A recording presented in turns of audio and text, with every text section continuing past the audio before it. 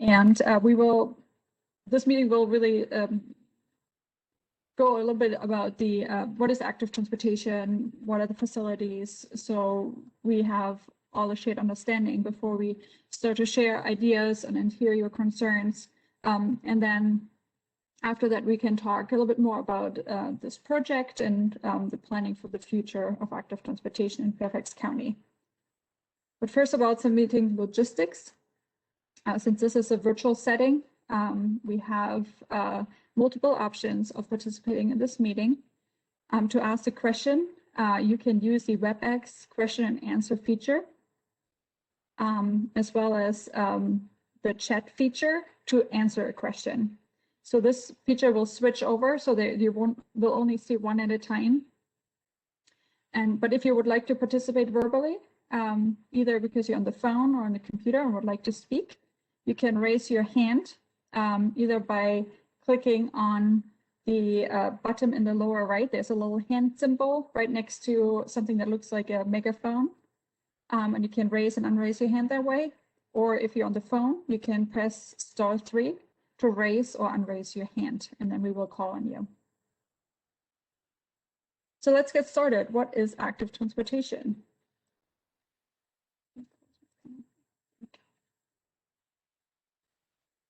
Actually, I would like to see if the supervisor is here before we get started. It does not appear so. Okay, great, thank you. Make sure I acknowledge the way it goes. Maybe she will join us later. David, can you keep an eye out and I make sure to acknowledge her when she joins us? All right, great.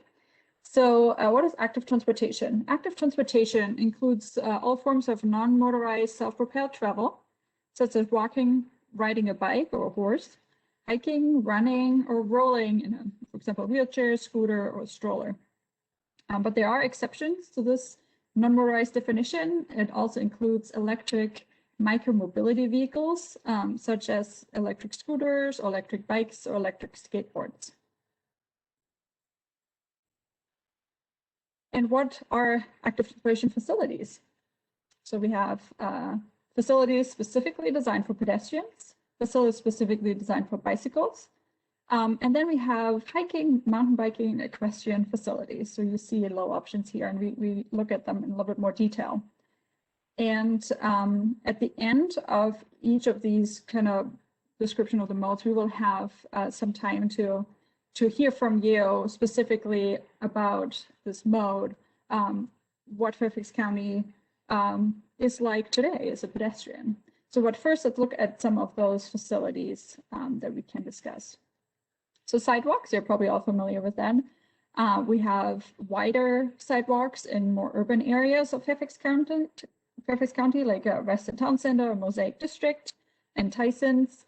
And then we have more suburban sidewalks, which are a little bit more narrow. They're usually about 5 feet wide, and that width is a minimum standard to accommodate wheelchairs. So they provide a safe separation from traffic, but they're definitely a little bit more narrow than an urban sidewalk. Oops. And then we have crosswalks, and that's a tricky one sometimes. So on the left graphic, you can see 3 different crosswalks. The number 1 is a marked crosswalk with 2 parallel lines. Number 2 is what we call a high visibility crosswalk, or also a zebra crosswalk. But then there's also a third crosswalk, which is actually not marked. And sometimes you get questions like, can we have a crosswalk striped here? And it is legally already a crosswalk, and drivers have to stop for pedestrians in the crosswalk, but it's not marked. And we have mid-block crosswalks, which are often marked because they need to be curb ramps and signage because they're not at an intersection. Crosswalks can also be enhanced with some safety improvements, such as a pedestrian refuge island, or a what is called a rectangular rapid flashing beacon, for short RFB, which is pedestrian activated. There's a little push button, and then the light starts flashing to alert drivers that pedestrians are to be expected in the crosswalk. However, it doesn't give pedestrians the right of way. They still have to wait for a safe gap in traffic. But particularly at night, when visibility is not that great, even if there's street lighting, it's very helpful for drivers to notice those flashing lights. and expect pedestrians in the street. Signalized crosswalks are the safest type of crosswalks that we have in Fairfax County because they are completely protected, apart from right turners that have to yield. But pedestrians have to activate the pedestrian signal and then can cross the street. And those are usually at intersections or at WD crossings. But there's also a new type of signal that we only have one so far in Fairfax County, and that is called a pedestrian hybrid beacon on the right here. It looks a little bit different, but that also stops traffic, and it's only used on those mid-block locations where an enhanced safety is needed. Fairfax County also has grade separated pedestrian facilities, such as bridges and tunnels. On the left here, that's the bridge near Wolf Trap, pedestrian only bridge or footpath bridge. And on the right, it's a pedestrian tunnel that has a trail crossing under a busy road, or they could be under train tracks. And this particular one is in Weston. So now we would like to hear from you in the chat what your experience is like to walk or run or stroll around Fairfax County. And we're looking in this section particularly for the pedestrian experience. We have another option for the off-street hiking later on in the presentation. So if you would like to speak, please raise your hand. And if you're calling, just a reminder, please press *3 to raise your hand.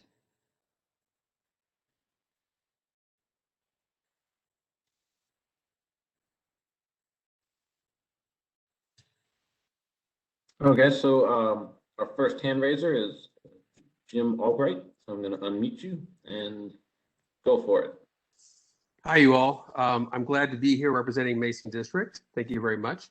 And I'm not sure, I hope we have some other people participate, but I will say, I'll just say my piece. You've heard me before 1,000 times. Let me just say, I find that the walking in Mason District is intermittent. We are struggling with the fact that we have a lot of old roads with very narrow right-of-ways. And so a lot of the more natural places people would walk don't have any of the features that you're talking about. Many of our major roadways don't have those. So I think it's a long-term issue, but I think that we have to address. I think the county's approach to Sleepy Hollow was a creative approach. It is wider, but Old Columbia Pike, Braddock Road, all these places need to have some kind of pedestrian access. And I'm encouraging us again to finish up on the 236 and Columbia Pike walking. I walk both those regularly. They're very intermittent and in some cases dangerous. Thank you.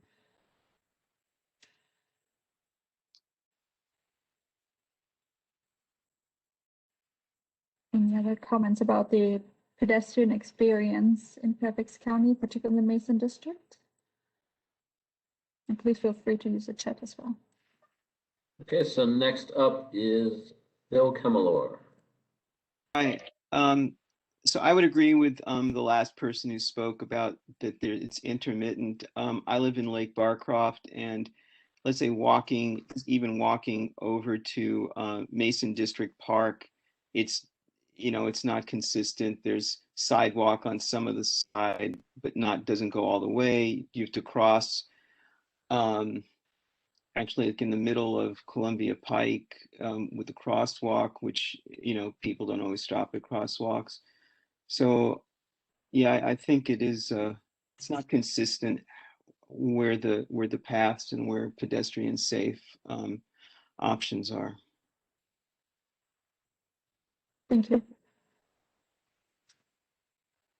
Okay, next up, Keenan Sehik. Sorry if I pronounced your name wrong. That was fine. Yeah, hello.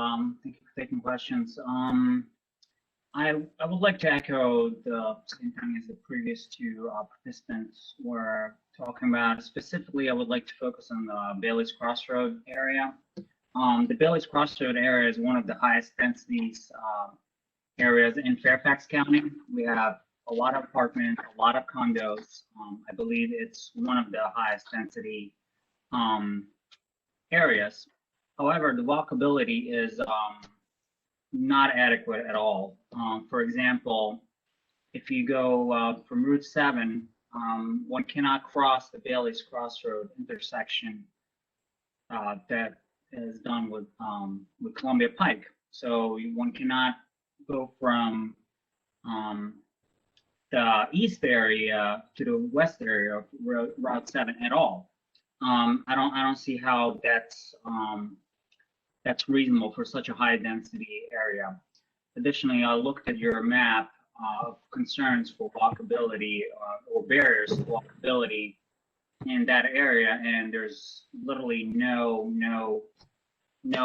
icon there at all. So that's very concerning to see that it appears certain areas are very much prioritized, such as other areas in Fairfax County, while current areas that have such high density and are not considered. It appears that they're not considered at all. And also in Bailey's Crossroads, the sidewalks, like you showed, the wider sidewalks, we don't have those. We have suburban sidewalks in very high density areas around Route 7 and also all the way up to Seven Corners. So that would be my concerns. Thank you.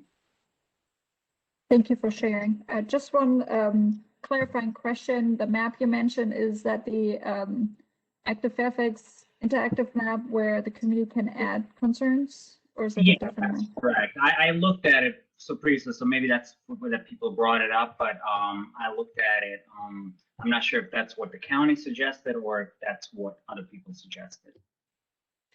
So that map is populated by the community. So it's a crowdsourced map. So if you feel like concerns are not addressed along the Route 7 corridor, please feel free to share your insights on where you see the barriers for walking on the map. So Sure. the county has not added anything to it.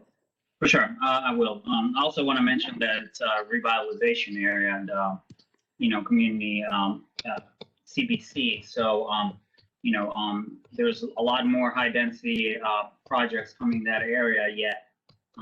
In terms of walkability, nothing's being done in terms of bike lanes. I already talked to a couple of VDOT people, and it's really not in the cards at all.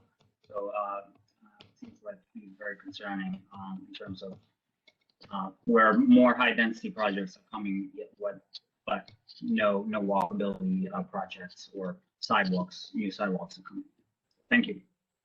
Great, thank you so much. Great, thank you. Just also a quick reminder, after you've had a chance to speak, if you could put your hand down, that way it keeps my list updated and I can get to everyone in the right order. You can always put it back up again, of course. So next up is Yvette White. Yeah, hi. I just want to point out Little River Turnpike between Hummer Drive and Old Columbia Pike. This area, particularly around Hummer Drive, has a high number of pedestrian crashes, and it is along a route that is somewhat dense. There are apartments there, and there is a popular bus route there. So that is not very conducive to walking or pedestrian activities. And even along that corridor, it's because the road is quite loud, it's not a very comfortable walk. So if we're talking about walking in Fairfax County in general, I would say, as other people have pointed out, that it's not very connected. So if we can improve that, that would be great. And also just the comfort level, because some of the sidewalks, if they're there, they're very close to the road, and that's somewhat uncomfortable. Thank you. Thank you. Great. Our next hand raiser, David Wagoner. Hi, can you hear me? Yep. Go ahead. Sorry, if you could start over, I accidentally remuted you. So now you're unmuted. Oh, sure. Yeah, the other week, my wife and I, we walked to the Giant in the morning to get groceries, and this is a true story. On our way there, we saw a driver cut through CVS parking lot, speeding through to save 4 seconds because he didn't want to turn, wait at the light. And then on our way back, we saw a driver drift through a red light and cause a collision. And this is in Mason District. And so, you know, this is a huge cultural and societal problem we have where our DOTs have been prioritizing vehicle throughput for decades and decades. So it is a big lift for us here because you know, they need to update their manuals and their standards.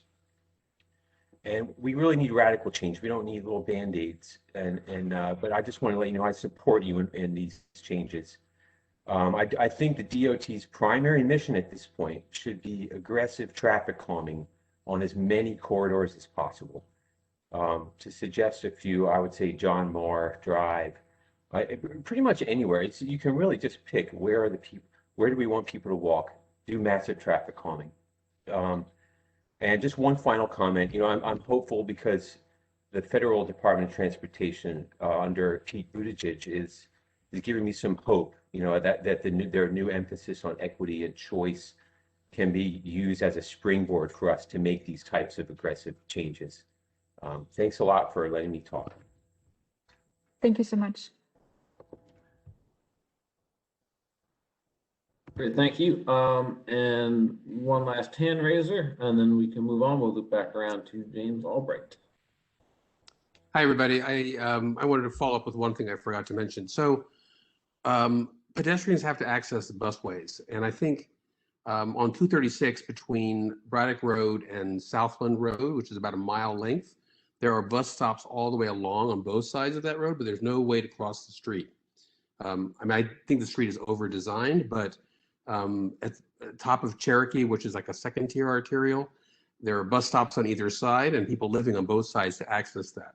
It's unrealistic for people to walk a half a mile, cross the intersection, walk another half mile to get to their bus stop. So it would be great if we could make sure that the types of things that pedestrians are walking to, in particular bus stops, are really available and are safe for people to cross. And I realize that might conflict with the county's perspective or the FCDOT's perspective on road speeds, but I think it's really essential if we're going to make this, if you're going to increase pedestrian access to the buses, you need to actually give them a way to get across the streets. Thank you. That's a really good point. And we have one more. Yes, Larry Golfer, you're up. Oh, wait, now you're unmuted. Can you hear me? Yes. Hi, I live in Lake Barcroft, which is a very walkable neighborhood right now. But the county and the state have recently approved a development off of Sleepy Hollow Road of 18 new houses that is going to pour their traffic onto a tiny little street that comes into our neighborhood when they had a ton of frontage on Sleepy Hollow Road. And this is going to wreck the walkability and the pedestrian safety of the people that use the streets in our neighborhood where there are no sidewalks. We're going to get 170 new vehicles per day, including delivery trucks spewing out their exhaust through a tiny little road that winds through our neighborhood to go out to an arterial, Sleepy Hollow Road. And the county and state approved it. And I'm very angry about that because I ride in these areas in our neighborhood. I see women pushing strollers and we're all in the street. And the county and state approved a development with no thought of the pedestrian safety of the people by pouring the traffic down into a little tiny street into our neighborhood instead of going directly out onto Sleepy Hollow. I've been fighting this for 2 months. I get no satisfaction from the county or VDOT as to why this happened the way it did. But I just wanted to speak up and say the county and the state could do more to protect pedestrian safety, and they're not doing it in our neighborhood, that's for sure. Thank you for sharing that. All right, thank you. So let's move on to our next topic, which is bicycle facilities. And at the end of this section, we will have a chance to talk about your thoughts on the bicycle experience in Fairfax County. But first, let's look at some of the facilities. So one of the most basic facility is a shared street, particularly a quiet neighborhood street that can be more or less shared safely if speeds are calmed. And pedestrians and cyclists can be in the road. And the key is that there is no center line here. So drivers are tending to be in the middle of the road, providing space on the left and right for active transportation. On the right here is a narrow road that has probably higher speeds based on the design and the setting of it, as well as the center line. Here we have something that's called sharrows or shared lane markings, which we, moving forward, will only use on roads that are 25 miles an hour. Not necessarily above that, because it's really, first of all, the marking wears off and signage would be better, like bikes may share the full lane. But the thought here is that it's too narrow to share with the bikes and cars share the same lane. The cars would need to go around crossing the double yellow line. Actual separated facility that gives bikes their own space and they no longer have to share the lane with cars, are the standard bike lanes that you have probably seen in Fairfax County. It's just a stripe and a bike symbol, one in each direction or just a one direction depending on the width of the road. And if you have a little bit more space, we can add a buffered area that looks a little like this. It's hatched out a little bit depending on how much, how wide the buffer is. It can range from 2 feet to up to 8 feet on some streets, and that creates an extra buffer to vehicles. However, it's again just a stripe, and vehicles can still enter the bike lane. However, it's illegal to drive or park in bike lanes. We also have separated facilities that are completely removed from traffic, which are called shared use path. And those are meant to be bike facilities that are shared with pedestrians. So they can be in urban settings. The picture on the left is not from Fairfax County, but this is something that Fairfax County is envisioning for example, Tyson's or downtown McLean. The other pictures are from Fairfax County and show these shared use paths that they can be adjacent to a road and crossing ramps here, which has, of course, some safety concerns if they're along high-speed roads. But these are very common in Fairfax County. And then there are also shared use paths which are through nature, like the WD or many of our park trails that are open for biking as well. A similar facility and a new facility to us in our toolkit as transportation planners is something called the separate bike lane or separate bikeways. They're also called cycle tracks. So those are basically bike lanes that are like a shared use path off street behind the curb. But they look more like a bike lane. They actually stripe like a bike lane, and they're meant to separate from both cars and pedestrians. So pedestrians get their own space as well as bikes, so it allows for higher speeds often in more crowded areas, more urban areas where a lot of pedestrians are expected, and conflicts on shared use path would be unsafe. So we have multiple projects in Fairfax County planned that would implement such a design. The one on the left, we will get something similar along Richmond Highway, nearly the entire stretch. And then the one on the right is a similar design to what we will see in Reston along Sunrise Valley Drive, Town Center Parkway, and New Dominion Parkway. And just a note on these facilities and why we have those new facilities in the toolkit. We have done bike lanes for a long time, and this little comic strip here shows nicely that there were cyclists that were using the bike lanes, and they were fine with it. But many people that were interested in biking thought, well, maybe that's too risky for me. I don't want to share, the road with cars, be so close to cars. I can still kind of wave into the bike lane. I don't feel comfortable. So if you build a more protected facility, we still serve that person, that was already okay using it, our cyclists that we see out there today riding on our roads, but it actually is now a facility that really serves a broader part of the population. So Fairfax County is really trying to, build more of these comfortable facilities like the Shade Use Path and the off-street cycle tracks. So this graphic kind of shows why it makes sense. It's really the majority of the population that feels safer biking on these off-street facilities. So it's over half of the population that if we don't provide these type of facilities, we're probably not going to see much bike use. So there is a group of cyclists that are more experienced and they're often confident enough to ride in traffic or in bike lanes next to higher speed traffic, but it's really a smaller part of the population. And we're really aiming to create facilities that serve all ages and abilities. So let's hear your thoughts on what biking is like today, or also riding a scooter or other small mobility vehicle in Fairfax County. Again, please use the chat, or if you would like to speak, please raise your hand. And if you're calling in, press *3 to raise your hand.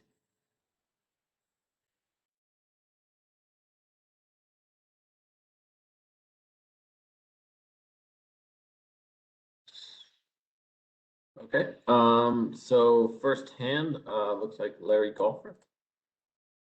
Yeah, hi. I was just curious. There's a bike trail, the Holmes Run Trail, that goes along from Columbia Pike all the way down to Eisenhower Avenue. And there are 4 crossings there, which are just stones in the creek. That does not lend itself very well to biking. That would be a wonderful trail if those 5 creeks had some kind of bridge over them. Is there any plan to do that? I mean, that takes you to Alexandria and onto the Mount Vernon Trail, and it would just be a wonderful trail to be able to use if it was, if it was connected in that way. Thank you. That's a great observation, and that trail is definitely on the radar to become a designated regional trail facility, if it's not already. But I would like to ask Chris Wells to speak about the history, if there was discussions about upgrading those crossings at some point. No, I'm not aware of any previous discussion. I believe that's a park authority trail, but I'm not aware of any previous discussions. We have replaced, those are called fair weather crossings. And yes, they are not bicycle friendly. They're barely pedestrian friendly, but it beats going through the water. So we have replaced those in a couple locations in the county, but I'm not aware of any previous history of an effort to replace those. But again, as Nicole said, that's an excellent suggestion. How does that get onto a planning sort of program? So that is part of this effort. And I will speak a little bit more about it later in this presentation. We're collecting this type of information right now, but we're also doing some data analysis, as well as working on a separate effort to kind of identify some of the more regional facilities that could be prioritized for funding in the future. So this was a really great suggestion to include. Okay, thank you. Great. Next up, we have Phil Kemelor. Hi. I'm also in Lake Barcroft, and I do a lot of biking. I guess I'm in your 5 to 9% category. So I'm comfortable with, with dedicated striping, but it's so inconsistent. You can't go anywhere really out of the neighborhood and have that type of, even that type of protection into areas where you might want to go to, to use the businesses, such as Annandale, such as even to Barcroft Plaza, such as going into Bailey's Crossroads. It's like once you get out of the neighborhood and trying to get anywhere, it's a dodgy proposition. I often feel I'm at risk even along Sleepy Hollow, because it's not easy to cross Sleepy Hollow, you know, to get into, you know, to go through the neighborhoods, to go, let's say, even to Falls Church. So I really like to know what's on the books for creating, let's say, more serviceful either bike lanes or some of the alternatives that you showed that would really start to connect, let's say, this neighborhood and other neighborhoods to the commerce areas, which would also help those businesses, you know, increase their accessibility to people who didn't just want to drive there. Thank you. That's a really great question and observations.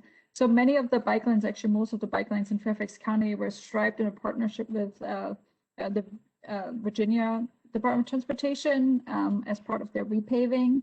So there are retrofits, quick plan retrofits that are usually implemented within several months of you know, the county finding out that the road is repaved. Then we quickly work on a striping plan, have community outreach, and then it's implemented. But that is not necessarily a way to create big, well-designed continuing facilities.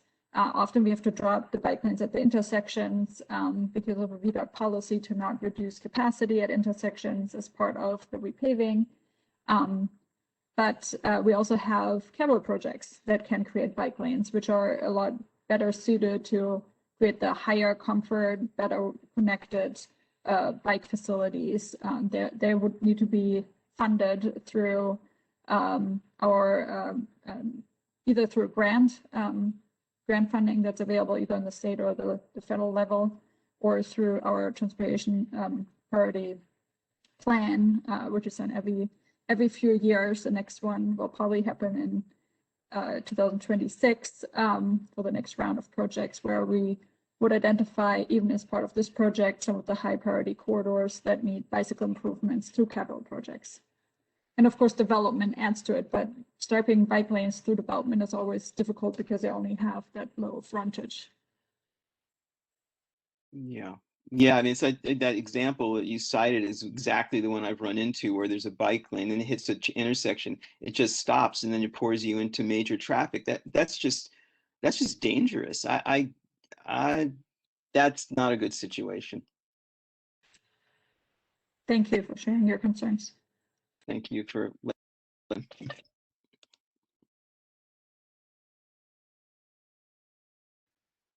Okay, James Albright. Hey, once again. So I would encourage us to be much more aggressive about the design of our bikeways. Washington, D.C. nearby has a more urban environment, of course, but as they have slowly progressed into making more and more intense bikeways like cycle tracks, when they realize the other ones don't suffice. So my belief would be that in the complete streets process, we should design the cycle track or the system that we need, and not what we think can be budgeted right away. So we should, you know, like, I think, you know, it's great that's on Route 7 and on Route 1 you're going to have these big bikeways, but like through Annandale, if you had a cycle track through Annandale on 236 or down Columbia Pike rather than just a lane, you would have a significant amount of traffic. But you should design for what we're going to want to have in the future, not what we think we can get away with. So I would really encourage us to be aggressive in the design and what we put on the map, because I think that's really essential. We don't want to have to pay twice to have it upgraded in 10 years. Thank you. Thank you. Yeah, and I will speak a little bit more about that when we talk about the project and what we are trying to achieve. And that's exactly what we're trying to do as part of this effort. Thank you. Okay, thank you. Next, Yvette White. Hey, hi again.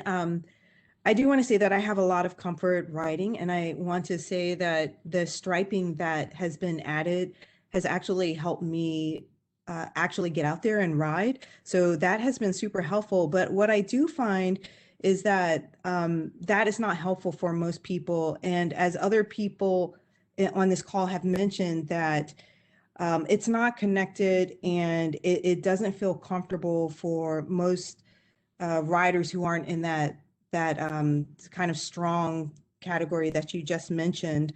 So I would definitely advocate for, at this point, I feel like all the low-hanging fruit has been done at this point with respect to the actual striping that VDOT has done. So we're getting to the point where we're putting lanes that are indoor zones. So there's the possibility of dooring, and that doesn't feel good for any person who's bicycling out there. And then also when we're looking at cyclists who are quite young or older or have children, then we are really excluding them by not having that level of comfort there. So as others have said, if we can look at cycle tracks or protected lanes, buffers, something that's not in the door zone. So really thinking about that would be super helpful. And again, that I just want to emphasize once again, that connection. Thank you. Thank you so much for sharing. Great, thanks. Just a reminder again, real quick, to please put your hand down once you've had a chance to speak, and that way I can keep everyone in the correct order. Next up, Keenan. Yeah, hello. I would like to kind of reiterate what everybody else says. I'm a fairly experienced cyclist. I live in DC for a long time, and in the Mason District, I really feel only comfortable biking in the suburban streets. You know, where there's not a lot of traffic. Will give credit to VDOT. I have seen quite a few bike lanes pop up in the area in Mason District. Again, they're not really connected to any of the larger network, or really Alexandria or Arlington or Falls Church. So that would be my experience. I would also like to make a comment in terms of person that about thinking big. You mentioned a previous project on Richmond Highway that it's going to have the bus rapid transit and also the protected lanes on the sides. I'm involved with the Revitalization Corporation for Seven Corners and Bailey's Crossroads, and most of the businesses that we talk to and the residents say there's so much commerce around here and so many places to go, but how you have to take a car. You cannot walk, you cannot bike. I would also like to point out that this whole area of the Mason District area, especially Seven Corners and Bailey's Crossroad, is mainly has quite a lot of minorities that don't drive cars. And also, if you look at the statistics, that area has the least cars per capita in Fairfax County, or one of the least ones. Don't take me my word exactly, but it's quite low actually. So my suggestion, or our suggestion, was is why there's no plan in the bus rapid transit on Road 7 that's currently in the works. Why there appears to be no bike lanes, such as the ones that are proposed in Richmond Highway. The actual street layouts are actually very similar. They're often 2 to 3 lane dual highways with a lot of service roads on the side, so there's plenty of space to put in protected lanes on the sidewalks. That would be my main concern, because a lot of the businesses always say, well, you know, you have so many people living here and so many people not having a car, yet you know they can't safely coming back to my other example, that really you cannot cross the intersection between Route 7 and Columbia Pike if you're a pedestrian at all, which is not great, to say the least. So I would propose also, as the person said, to really think big and really think about some of the people that live here that don't have cars or don't have the means to have a car, and yet want to be mobile and go to some of these commerce centers. Thank you. Thank you. That's a really great comment, and thank you for speaking for our most vulnerable population, which is certainly on our radar as well, and a strong priority for this project. To your question on the bus rapid transit study for Route 7, my understanding is that they're currently looking at shared use paths on both sides of the road. So it wouldn't necessarily separate pedestrian and cyclists, but it would be a comfortable bike facility. But that is not completely planned out yet. So there's still the opportunity to have cycle tracks in more urban areas. So that's still up in the air at this point. So please get involved in the project and speak up if that's something you're interested in seeing done along that corridor as well. Sure, and I would like to just make one quick comment. I'm sorry to interrupt, but I wrote down notes when everybody's I was talking about this meeting. It was pointed out again to me that if you look in Alexandria City, right across the Fairfax border in Mason District, and then Falls Church, there's plenty of capital bike share base stations that have there's bikes everywhere that you can rent. You don't even have to own a bike. It was brought up, and it seems like it's a complete transportation desert between Falls Church and Alexandria City in the Mason District. Again, just in terms of walkability, but also in that regard, I'm not sure if you're involved with capital bike share at all. And I understand that they're mainly metro kind of centric, but it seems to me again where really people that need a bike to get around, it seems like it's a complete I would call it transportation desert or walkability or accessibility desert. So that was another comment that I would like to make to bring up. Thank you. Thank you. That's a really great point, and we're lucky to have our bike share program manager on the call today, who's helping me. David Loss, he's your primary contact for bike share related issues, and of course that area in Mason is on our radar for future expansion. David can probably speak more to it. Also, if you want to quickly say something about that, David. Yeah, I'll just go real quick. I think that's a great point with the capital bike share. A lot of what we've done so far has been focused around metros, but we're trying to expand it to more parts of the county. And one of the focuses we really want to have is sort of lining our part of the network up with other jurisdictions part of the network, as you mentioned, Falls Church and Alexandria. So that way, we're sort of building the network out in a more holistic way instead of having sort of isolated pockets. And so, yeah, I really appreciate your feedback. Thanks. Thank you. All right, and I apologize if we can't get to everyone. We do have to move on to the next topic, but we will have time at the end of the presentation to get to additional questions on biking. So let's take a quick look at the hiking, mountain biking, equestrian facilities, which are all very similar. It's usually a natural surface trail that you see on the right here, on the left here, I'm sorry, that can be used by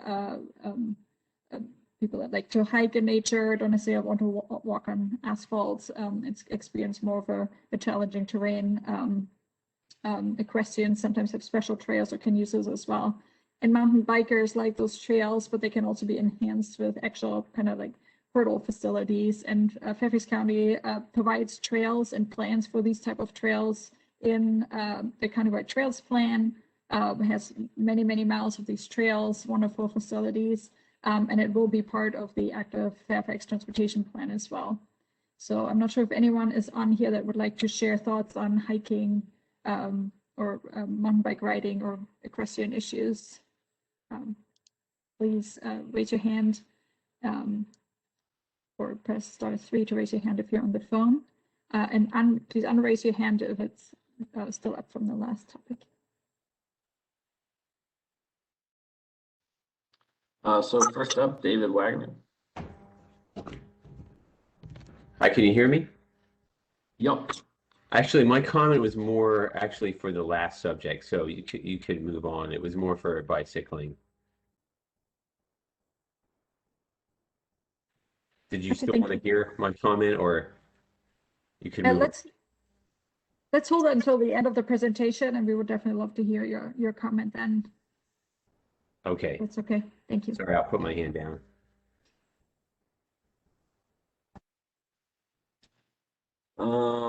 Okay, Larry Golfer. Computer Zoom? No, just a computer messaging. The same app, but it. Okay, we'll try next. Phil Kemmelor.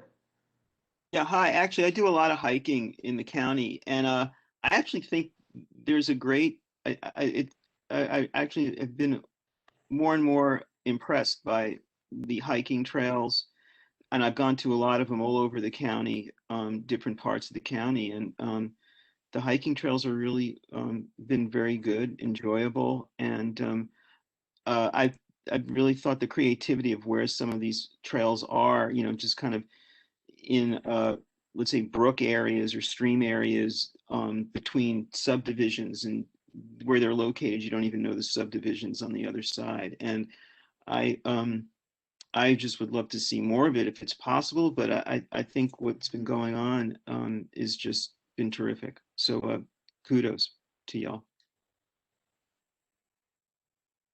Thank you. Even though the FCDT can take no credit, so that we have a very we have a big park authority that works with the community on hiking trails within the parkland, and Nova Parks has a lot of trails, but there is also a very active community, hiking community, that plans trails as a volunteer service and builds trails as a volunteer service. So shout out to our community for developing these trails. Some of them have regional significance, like the Potomac Heritage National Scenic Trail, which has a federal status, and mostly is a hiking trail along the Potomac and the Occoquan, I believe. So that we have some great opportunities. So thank you for mentioning that. James Albright. Hi, everybody. So I had proposed to Nicole, and it's on the map, a continuous trail in Mason District, exclusively Mason District, that connects to the Cross County Trail at 236. The trail connects, one of the things I think is missing is long distance trails and sequences. So the trail that I propose, it's on the map, goes from Annandale Community Park through Hidden Oaks Park, through Manassas Gap Railroad Park, to Mason District Park, to Pinecrest, to Green Springs Gardens Park. And that's something I'm going to be working on. But I think having a continuous trail like that that connects will be a real advantage for the community, because while we have lots of very nice trails, they tend to be circular because they're all within inside little parks. And so I think wherever we can find longer connectors, and as I've said in other settings, having great wayfinding, so people can both find the trails as well as find their way alongside the trails, is really essential. So I'm going to be working on this other particular project. I would love to see it formally recognized within this plan. Thank you, and thank you for all your work on this project. We really appreciate it. And the great thing about these type of facilities is they can be virtually free because they're often built with volunteer help, while a paved trail would be, I think at this point, 10 million a mile. These hiking facilities can be built at a much faster speed because they don't rely on that much funding. So thank you for all the time you've invested in that, and we have it noted and will consider it as part of this plan.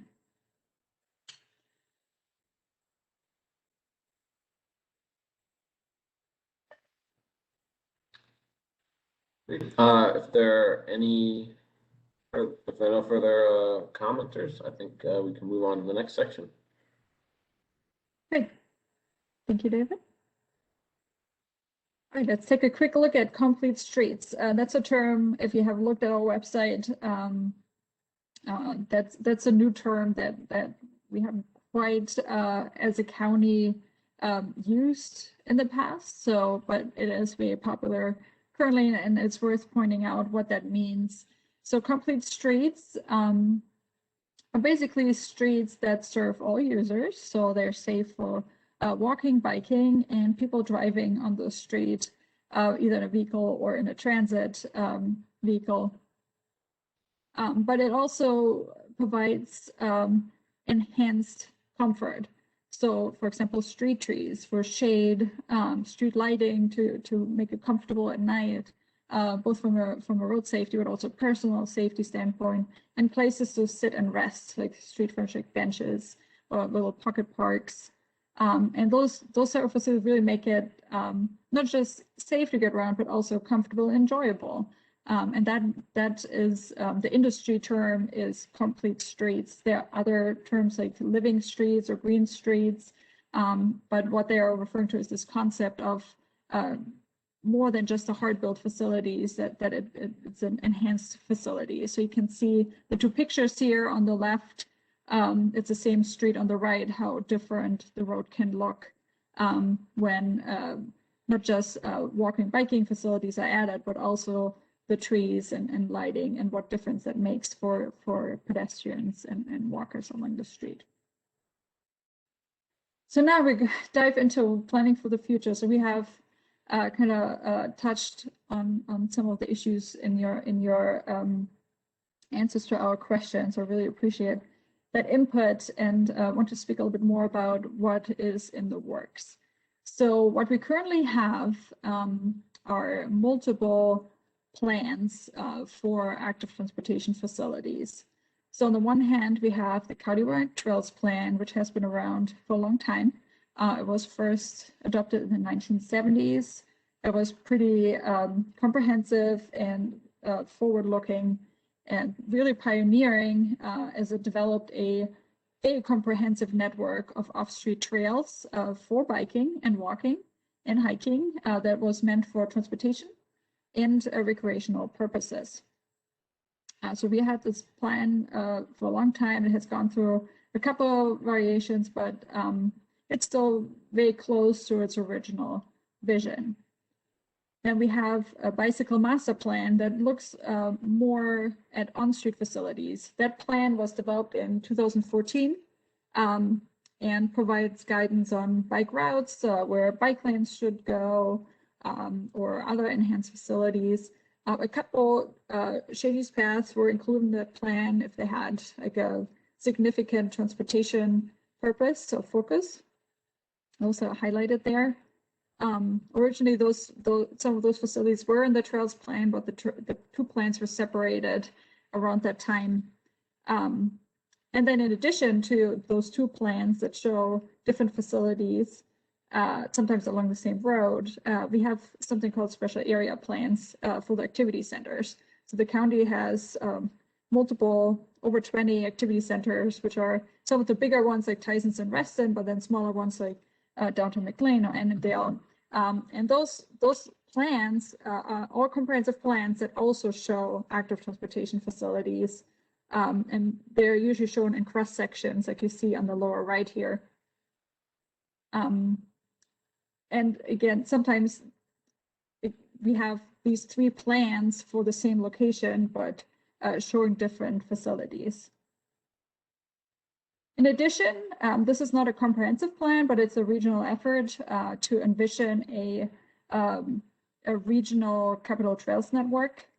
You can see Fairfax County on the left here. So this map is from the Capital Trails Coalition, which involves the different jurisdictions around the region, as well as National Park Services and park authorities. And it basically designates existing and planned shared use paths that connect to the network as a regional facility. So what's shown in green are trails that are existing, and what's shown in orange are trails that are planned or funded and to be constructed soon. And this is a good starting point. This is not going to be our final map. We're still working on making updates to it, but I just wanted to mention that this is another new effort in the region that will also influence the plan. So I kind of hinted at the need for the update of these active transportation plans that we have in the county. And the biggest problem is, or one of the biggest problems is that they're not consistent with each other. So this effort will merge, particularly those countywide plans, the Bike Master Plan and the Countywide Trails Plan, into one plan, but also there will need to be updates made to some area plans. All the recommendations from the area plans will be transferred to the regional plan. So we have one recommendation for each location that is also up to current standards. So the second problem is that currently some of our facility guidance is outdated and doesn't have that concept of all ages and abilities, maybe focus more on more experienced bicyclists, for example, but we really would like to serve more users that are interested in biking. So making sure that our network meets those current desires and standards and follows national best practices. In addition, we have a good focus on bike facilities and trail facilities from a linear standpoint, but not necessarily for intersections. So crosswalks, different type of pedestrian safety treatments that I mentioned earlier, the different enhanced crosswalks, for example, are not anchored in our policy. So this plan will take a look at how we can enhance pedestrian safety in particular, but of course bike safety at intersection as well, by providing some design guidance on the policy level for improving how we can get around in the county on foot and bike, particularly crossing those barriers that we have talked about earlier in the presentation. And then we will have a strong focus on safety in general. So part of the first phase that we're working on right now is a systematic safety program plan, which will start to look into efforts the county can undertake to take a very comprehensive look at road safety and start to address, both from a programmatic level but also funding level, the priority corridors where we see most pedestrian and bike crashes in a forward-looking way, not just reactively.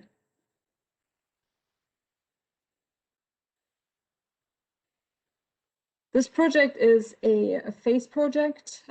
So we're currently in phase 1, which focuses on gathering community input on where we are right now and where do we want to go. And also looking at data like existing conditions, what are the facilities that we have on the ground, but also where the demographics. Someone mentioned the most vulnerable populations with equity issues, people that really need to get from A to B safely. They don't have another choice but to walk or bike or take transit, to have that analyzed, to know where those populations are, and can focus our planning efforts on those areas. So we've looked at our current policies as well as plans and local and state policies that have an influence on active transportation safety and convenience, to see what our current state is, so we can make recommendations in phase 2 on how to improve that moving forward. So the outcome of phase 1 is a document that will create a vision for active transportation in Fairfax County, as well as establish goals and objectives on how to get there. And I mentioned the strategic safety program plan, which is also a final result of phase 1. In phase 2, we will start to look at actual recommendation, working on the network, what type of facilities are appropriate for what type of road in Fairfax County, develop some implementation guidance, as well as look at funding prioritization. As we have such a huge need in the county, it's really helpful to see where is our biggest bang for the buck, where is the highest need for these facilities, and create a methodology to determine some of those funding priorities. And the timeline for phase 1 is basically, we are nearly at the end of it. We started in July 2020 with a lot of this background data gathering and analysis, and are now in the community outreach phase. And our goal is to end phase 1 by July 2021. So now is a great time to continue our conversation. Some of you have already started to look forward. What can we do better? What is your vision for active travel in Fairfax County?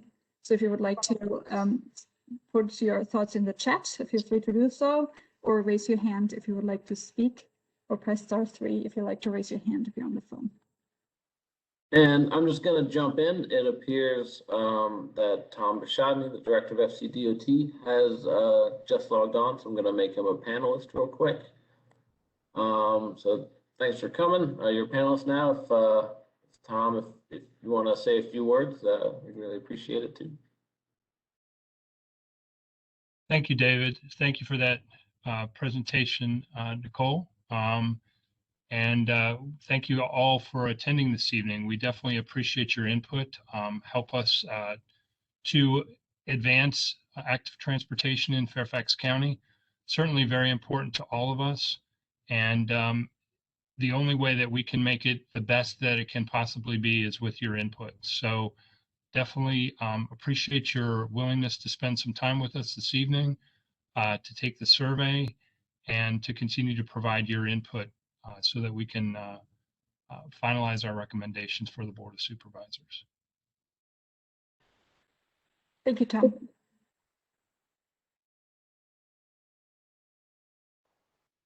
Great. So back to comments. First up, Larry Golfer. Oh, I must have raised my hand by accident. I did not have a comment on this part of the presentation, or I didn't. Okay, no worries. Phil, you're up. Hi, thanks. I guess my vision, which I kind of alluded to before, is like being able to have connectivity to the commercial centers in Mason District to help their revitalization, to make them vibrant places that people want to go and and spend time, go to the different merchants that are there, and so making it happen through biking and better pedestrian access that's safe. And yeah, I guess that kind of sums up what my vision would be. Thank you so much for sharing. Thanks. Next up, James Albright. Sorry, I forgot to unmute. Now you're up. Mason District is the densest area of Fairfax County with some of the oldest commercial districts. It has high population, low income. My vision for ActiveFairfax would be that we would allocate funding in a more equitable manner so that while we've talked so far about Reston and the Mosaic District, and we're spending $60 million to build a bikeway alongside Route 66, that we would allocate an appropriate amount of funds to tighten up and rebuild the network in the Mason District. Bailey's Crossroads, Lincolnia, Annandale, Seven Corners are not that far apart, but you have to travel by car. And I think that it's essential that this plan recognize the fact that there's an inequitable distribution of bicycle and hiking facilities across this county. And Mason is the area that is the most likely to heavily use some of these facilities for regular people, as the previous commentator spoke, traveling to business centers and traveling to schools and on buses. It's essential that we spend the money in Mason to do what needs to be done. Thank you. Thank you so much.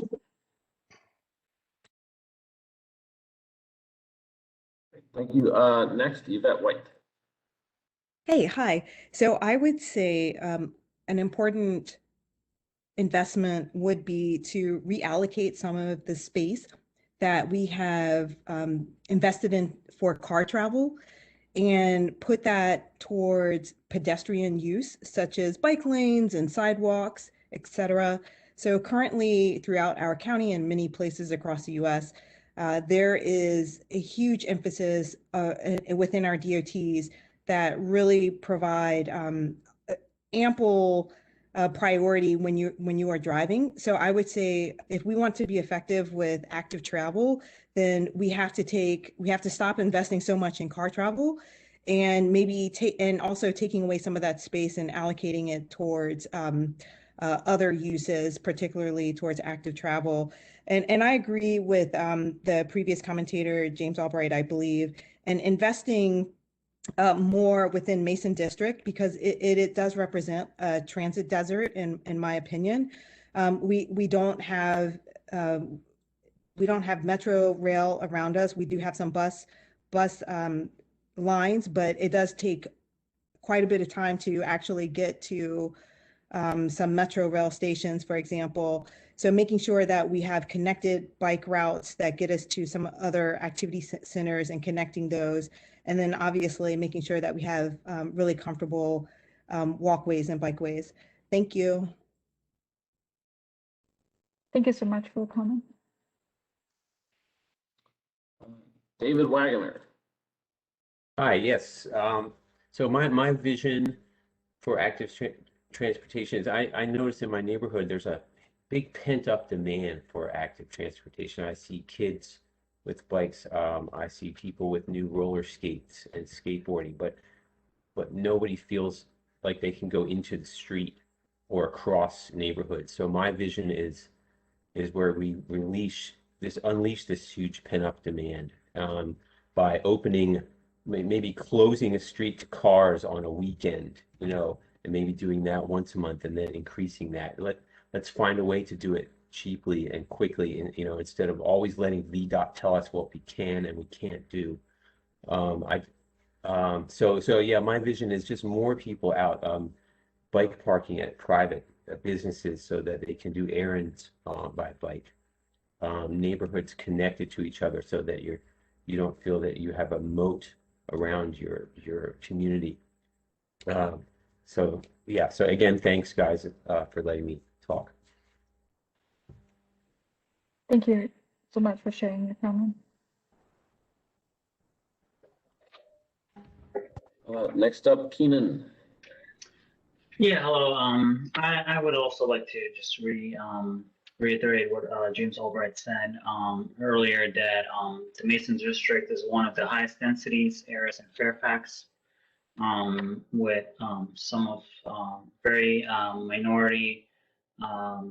many minorities that don't have access to cars, least cars per household, lower income. So those type of populations would mostly benefit from easy mobility, walkability, bikeability, connectedness to the business centers without having to take a car, and also not putting themselves in danger trying to cross the street. As we did have I believe, a pedestrian killed on Columbia Pike in 2019.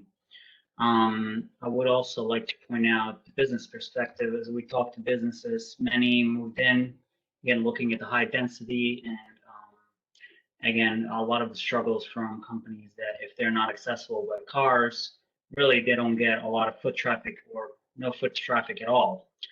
So if you don't know about the business, nobody's coming there.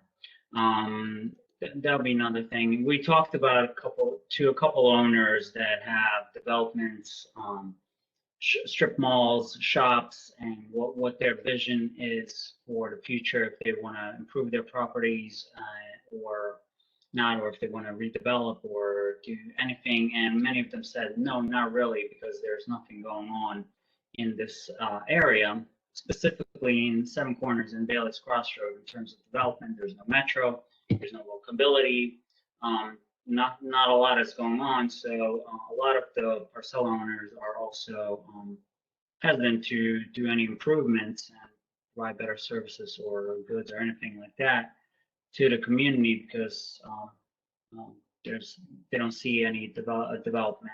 So I believe the county is also losing a lot of tax revenue in terms of redevelopment and revitalization of this whole area because of the lack of mobility. And again, I would also like to reiterate that if you look at the adjoining Falls Church City and Alexandria City and Arlington City, which border exactly the Mason District, there's quite a lot of walkability, bike share, while the Mason District is overall transportation desert and mobility desert. Thank you.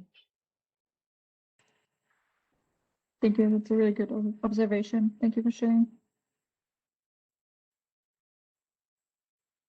We have time for one or two more.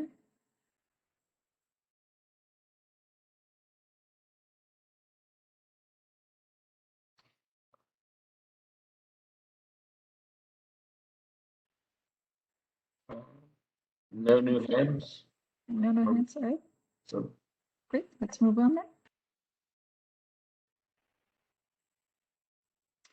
All right, let's talk, now that we've listened to your priorities, thanks again for sharing these great comments. And I guess if we had a word cloud, transportation desert would probably pop up as the most often mentioned term for the Mason district. So thank you so much for sharing those insights from your very hyperlocal perspective. I'm looking at the higher, priorities, higher level priorities that the project set out in the beginning to strive for as part of this project is, I think, addressing a lot of those concerns that you mentioned, also at the countywide scale. So the project is striving to develop a plan that's really showing a connected and comfortable network of not only sidewalks, but also bikeways and trails that really serve people of all ages and abilities, and also socioeconomic status.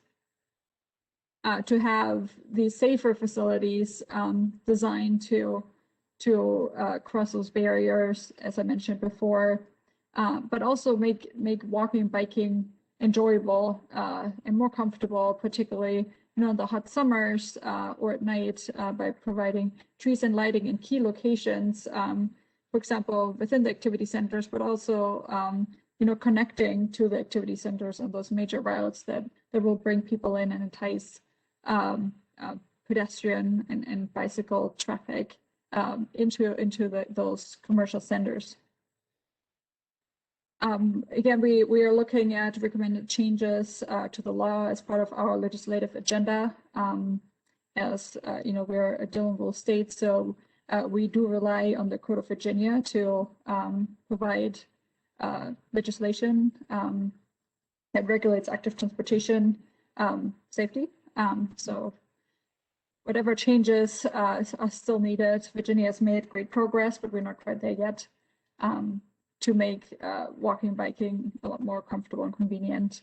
So we will take a look at that, as well as recommend programs and initiatives similar to what was just mentioned as, for example, events that would encourage the use of a new trail, for example, or to close a road where we can, to have a car-free space to enjoy for the community. So there are a lot of these type of programs and events that can be done by the county to encourage walking and biking or more bike use. And yeah, we've talked about prioritization of funding and the need for funding in the Mason district. So again, this is something that we will work towards to identify those transportation deserts, those highest needs areas, to see that when funding becomes available, that those highest needs are prioritized. And just to give you a little bit more abilities to participate. So thank you for joining the meeting tonight, but there are also additional opportunities for you to share all your great knowledge and spread the word to your family and your friends that they can participate even if they couldn't come to the meeting tonight. So we have a community survey on our website. The link is posted here. I'm not sure if David maybe can copy and place it in the chat, or the question answer for you to see. But the presentation will also be online. And if you go to the Fairfax County website and search for active transportation, you can also find the link there to the survey. It's available in 8 different languages.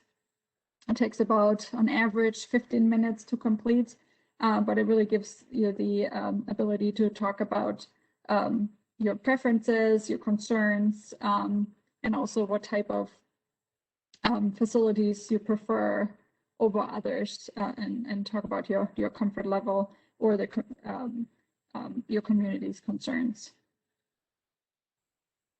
On that same website is also linked to a map, interactive feedback map. So some of you mentioned specific locations where you had concerns. Very early on in the meeting tonight, we talked about Route 7 and that there were not any comments that identified concerns, even though there were many. If you know of any issues please take the time to highlight them on the map. It would be very helpful for this plan to identify these particular areas where we don't necessarily hear from people. And that's one of those baseline equity concerns, that we know that our most vulnerable road users are not necessarily the ones that would go to an online map and respond there. So if you're aware of those areas, please take a look. It's very easy to use. And you can also see other people's comments and like them if you agree with them, to really highlight where the biggest concerns are. And then there's a vision map, which shows our planned trail and bikeway network. So there you will see lines that show the bicycle network as well as the planned trail network. So those are not necessarily existing facilities. It could be planned, just a line on the map, but it's important to make sure that our planned network is complete. There are definitely changes in development, or there's a new school or park that is not yet connected to the network. And in order for us to make that connection on the ground, we first need to plan for it. So take a look at your neighborhood or for destinations you're familiar with, to make sure that our current plan has a high-level facility like a bikeway or a trail connecting to it. So in our comprehensive plan, there's a policy that states sidewalks are supposed to be built on both sides of the road. So you would not see a line for sidewalks. So you can imagine all the sidewalks, but we do need to plan for bikeways and trails. So you can help us complete our network using that interactive map on the website. So next step, the next steps for this project are basically to continue public engagement. So we're doing a couple of these night meetings. We have some lunch and learn meetings. We have a conversation in Spanish, as well as in-person outreach in our highest need communities where we know they don't come to these type of meetings or won't go to the website and fill out the survey. So we go to them to have those conversations there. And then based on the community feedback, we will develop that set of like the vision for active transportation in Fairfax County, as well as a set of goals reflecting the key outcomes that we would like to strive for in phase 2. And then eventually as it will be adopted into the comprehensive plan and then implemented when funding becomes available. And we will take that draft back to the public of those vision and goals for another review. There will be another public meeting where we can talk about what the county came up with to make sure it's really what the community would like to see. And then this document will go to the Board of Supervisors for review and hopefully approval in the summer of 2021, which will conclude phase 1. Now this ends the formal presentation for tonight, and you can, in addition to going to the website and doing the online survey, we would like to hear more thoughts from you. If you have not been able to speak up tonight or would like to share additional thoughts, I can always email us at activefairfax@fairfaxcounty.gov. The website is fairfaxcounty.gov/transportation/bike-walk/ActiveFairfax, or you can just search us on Google, which is sometimes easier. Or you can send us, you can reach us by mail, by mailing to Fairfax County Department of Transportation, to the Active Transportation Program at 4050 Legato Road in Fairfax, Virginia. And now we have a couple more minutes for additional questions that you can type in the Q&A window, or you can raise your hand or press *3 to raise your hand if you're on the phone, if you would like to speak.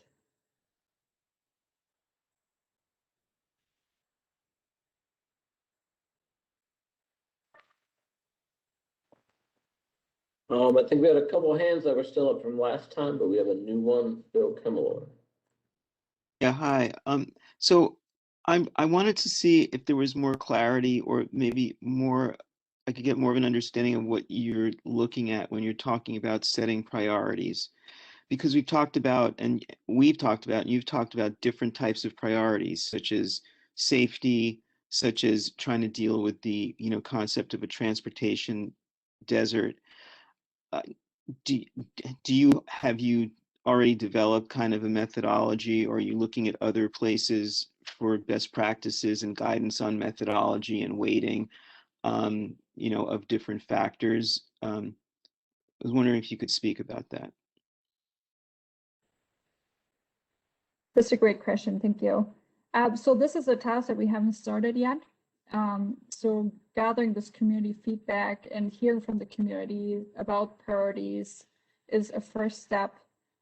But developing a methodology and metrics and weighting will be one of the key pieces of phase 2 of this project, which we haven't started yet. But we have done a lot of groundwork by using data-driven analysis of everything from safety to demographics, where we have used big data, Excel phone data to analyze where current pedestrian and bicycle movements are happening already, where we expect them to happen in the future, to kind of narrow down and zero in on these key areas where the demand for active transportation facilities and the equity needs overlap strongest. So we can make a judgment based on geographic area as well of where we potentially would want to focus on. But again, this is part of phase 2 and will most likely be presented to the public for comment as well, because it's such an essential piece of this plan.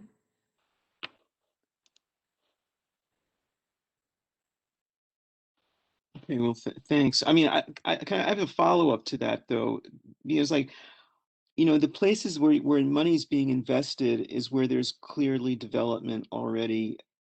I mean, are you looking at active transportation as a revitalization tool? We've talked about it in why it would be so important in Mason District, but is that also part of your criteria or some of the the considerations that you're looking at? Because let's say when you're looking at data, if there's no real commercial centers, there's no necessarily the data that might kind of give you a false positive to say that there's really no reason to invest there. So I just wanted to ask if that's something as well. Thank you. That's a great follow-up question. So we are taking future land uses into consideration as well, knowing which areas will most likely develop and at what densities in the future, to kind of establish where the future demand will be, not just the current demand, even though the current demand is already strongest in those areas, even though they're not redeveloped yet. So the redevelopment areas are already, for the most part, commercial, and there's some commercial activity, and a lot of our pedestrian activity does center around those activity areas already, even though no large-scale development has happened. So we can assume that this is where the activity will just increase in the future with this activity. So we do look at that, and it has been used. You were asking about the economic development angle of active transportation. So if you look at Annandale or McLean or some other commercial areas or revitalization areas, you will see an enhanced streetscape already. So there's lighting, and then Tyson's is another good example. Reston, you see some of those more urban elements like the brick pavers and the nicer landscaping and the street trees. And those are definitely efforts to think of some economic development using the public right of way, that public space, to encourage activity on the street level. I'm not sure if Chris or Tom would like to speak a little bit more about that. Yeah, I'd just go ahead and add a couple things.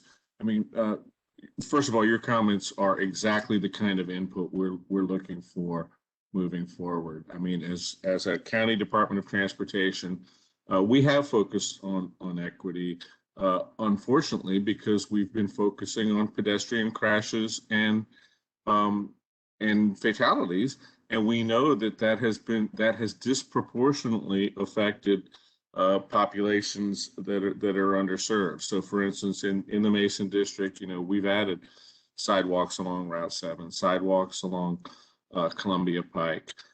James mentioned earlier the $60 million trail along I-66, but before that, we've invested $55 million on the Route 1 corridor, which also was lacking all this basic infrastructure, such as sidewalks and crosswalks. So the point that you're making, though, is forward-looking.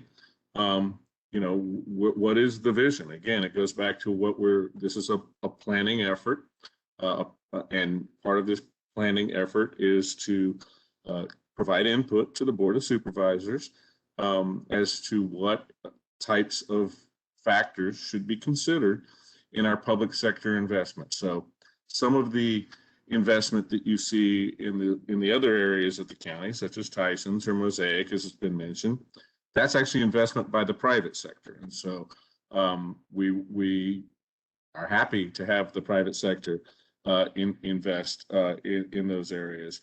But what the goal of this effort is what should be the public sector investment, because as we've mentioned, there's always limited funding, and the board has funded $536 million of pedestrian, bicycle, and bus stop projects over 20 plus fiscal years, but there's never enough to go around. So as future funding becomes available, what factors should the board consider in deploying those limited public sector resources? And the points you've made and others have made tonight are absolutely the kind of input we're looking to get, that it goes beyond the transportation desert and the basic infrastructure, but it goes to the points that were made about how to get these areas, these business areas, more vibrant. And a way to get them more vibrant is by making them more walkable and bikeable, and that in turn serves to help our tax base in the county. So your comments are absolutely the exact type of comments we're looking for. Thank you. Thanks very much.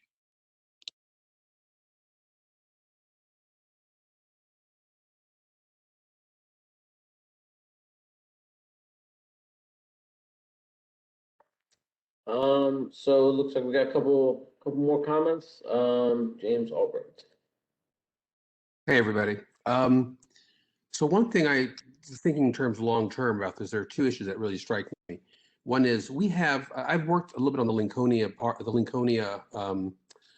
small area CBD they're working on, and the transportation elements of that do not line up with what I've seen in other plans. So there's a real disconnect between the Annandale CBD and the Lincolnia CBD and what they're actually talking about doing in those areas. So I think that's a critical area to look at, because that's a separate plan. And if they're not consistent, we're going to have some kind of problems. Because I know that Annandale's plan is for a very different type of environment than what we're talking about. It's an old plan, even though it's been updated. But I'm concerned that it doesn't lead into any of these sorts of transportation, the ActiveFairfax stuff that we're looking at. And Nicole, you mentioned the streetscape improvements in Annandale, which were done quite some time ago, and they look horrible now. I hate to say this. And so that raises the second issue, which is maintenance.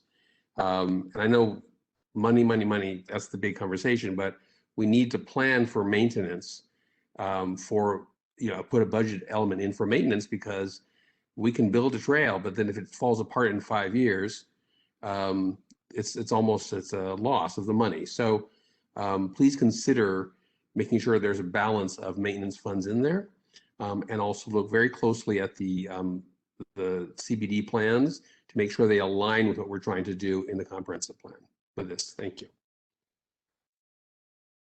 Thank you for your comment. Yes, and that's definitely the intent of the plan, to make sure that this active transportation plan will align with existing plans. Either the newer plans would influence what's how the bike master plan and trail master plan are getting updated, or if it's an older plan, and some plans can be as old as 20 years because that's how often they get updated. This is an opportunity to potentially update some of these older plans to bring them up to a current standard, at least at a higher level. So most of these area plans are very detailed, 80 pages long comprehensive plans with significant community input. So there's limits to what we can update, but there are definitely some opportunities to get a facility, particularly at the high priority corridors, in the future before those plans are being updated. And on your maintenance question, it's a really great point. And one of the reasons why we don't have some of the enhanced infrastructure outside of activity centers, particularly revitalization centers, where there's not a private entity responsible for maintaining this, the street trees and the pavers, or in the case for the revitalization areas, there's some limited public funding available through the planning department to maintain those enhanced facilities. But outside of those areas, that's a very different funding pot. So there will definitely be some recommendations included in this plan in that regard. But that concern of how will this will be maintained in the future always guides the public facilities that the county puts in. And it's a reason why the facilities look the way they do today, because they're easy to maintain that way.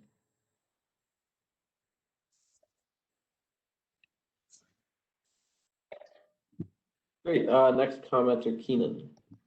Yeah. Sorry, if you could start over, I accidentally double clicked your mute. Yeah. Yeah. Hi again. I just want to say that I really appreciate it, and Bailey's Crossroads and Seven Corners Revitalization Corporation also really appreciates what it appears that you guys are trying to do. And again, I just want to reiterate, from business owners to residents to parcel owners, to landowners, the number one thing that's always brought up is that there's no mobility outside getting in your car and driving somewhere. So, for example, I'm fairly close between Seven Corners and Bailey's Crossroads. If I want to go somewhere with less than half a mile, I have to get into a car. So in terms of, again, if you want to call it transportation desert, mobility desert, at least this Route 7 corridor fits it very well, and improving the whole corridor would really help everybody, residents from lower socioeconomic levels to lower income to minorities that really are very prevalent, because Mason District is a majority minority district. So I also would like to point further that the BRT, we definitely support the BRT, landscape improvements and everything, especially the improved sidewalks and bicycle facilities. I would like to make one comment in terms of somebody made that socioeconomic factors are being considered, and that need is considered first. The Route 7 BRT, if it's going to be built and when it's going to be built, the first part that's going to be built is the Tyson's Corner to Falls Church section, which I believe Tyson's Corner, that whole area has plenty of transportation, including the metro, bike share. I'm not super familiar with that area, but I know those. And while there are high density areas, they do have a lot of transportation versus the Falls Church, from Falls Church to Alexandria City border, so Route 7, I guess, to the Landmark Center. I'm sorry, to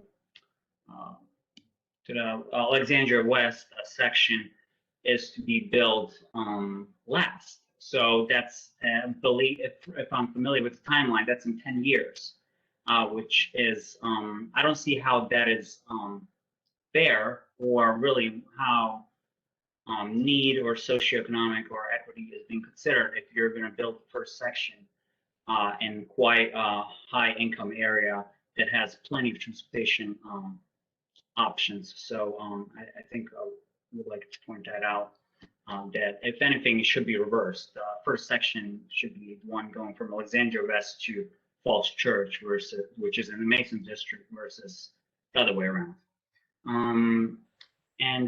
Yeah, that would be really it in terms of our comments. And I believe that really the transportation and walkability and mobility is the number one thing holding back the area in terms of business development, and also the residents and their safety and their mobility.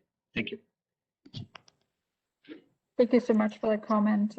Tom, would you like to respond on the BRT question? Sure, thanks, Nicole.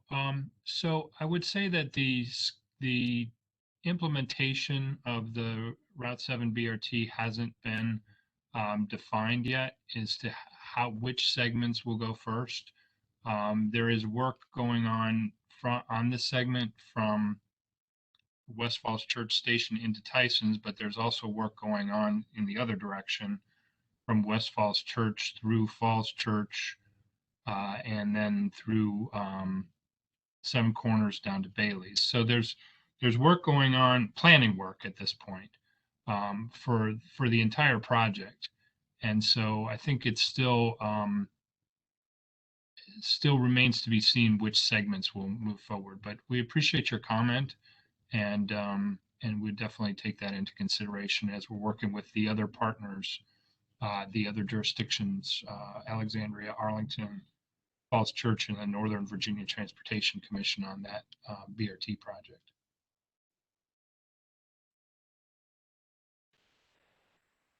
Thank you, Tom. So maybe we have time for one or more, two questions. I know we're already over time, but I would really love to answer as many questions as we can tonight. And again, if we can't get to you, please feel free to type your question in the Q&A or send us an email so we can make sure to record that comment or answer your question.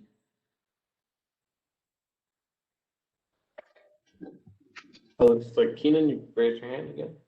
I'm sorry, I was up, but I just want to respond to everything that I've read so far, and I've been basically reading everything. Everything that I read was that the plan is to build the first section from Tyson's to Falls Church City, and then the other part, the Mason District, would be the last. But I think that, I guess that our suggestion would be to reverse that and build a section that has way more need and get way more use out of it than an area of very high socioeconomic level income and transportation. Thank you. And that's important feedback, and I appreciate you raising that. And since none of the construction is funded at this point, there's still flexibility in how it's implemented. Great, thank you. And it looks like we have no further questions, so I would like to end the meeting at this point, and thank you so much for participating and all your really great feedback. We really appreciate it. As Chris said, your feedback is really essential for this plan. For us to, it's a county-wide effort, is a big lift, and we don't know the county every corner as well as you know your own neighborhood and your own district. So thank you again for attending tonight, and please feel free to reach out if you can think of any other questions or answers you would like to provide. And again, please take the time, if you haven't already, to visit the webpage to fill out the survey and the interactive maps with your local knowledge. We would really appreciate it. Thank you so much. Yeah, and I really want to echo that too. I really appreciate everybody's involvement tonight. I've worked for the county for 23 years. I've worked on Mason District issues for 23 years. And I've learned things tonight that I was not aware of. So Nicole is absolutely right. Your all's participation and your information is invaluable to staff as we move forward. So please spread the word as best as you can that this effort is going on. Spread the survey, the maps. Do everything you can to make sure that your community, the diverse input from your community, both population diversity and geographic diversity, is made aware to us, because that, you know, we're professionals. We're doing our jobs on your behalf as public servants, but we really do benefit from the type of interaction that I've enjoyed tonight. So thank you everyone for your participation.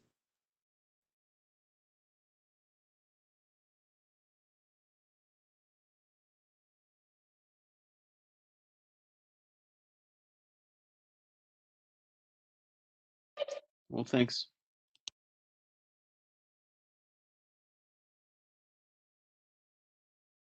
Great. All right. Well, thanks everybody for joining tonight. As Nicole's mentioned, this will be posted on our website, the recording of this, and keep staying engaged with the plan. And we want to make some of this serve the community as best as possible. Thank you.